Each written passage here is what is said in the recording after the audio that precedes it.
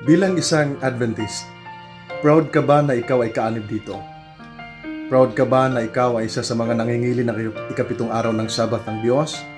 At isa ka sa naghihintay sa napakalapit na pagdating ng ating Panginoong Yesus? At habang ikaw naghihintay ay naghahanda sa iyong sarili upang ikay madatna ng Panginoon na walang dungis at walang kapintasan? Opo, dapat lamang na ikaw ay ipagmalaki mo na ikaw ay tagasunod ng ating Panginoong Yesus. Ipagmalaki mo na ikaw ay manampalataya ng ating Panginoon. At dapat nating ipakilala ang ating Panginoong Yesus sa magitan ng ating pangalan, sa magitan ng ating buhay, sa ating mga gawa, sapagkat ang ipakikilala ng ating Panginoong Yesus sa Ama ay yung nagpapakilala sa Kanya sa mga tao. Kaya maraming rason para ikaw ay maging proud bilang isang Seventh-day Adventist. Ipagmalaki natin na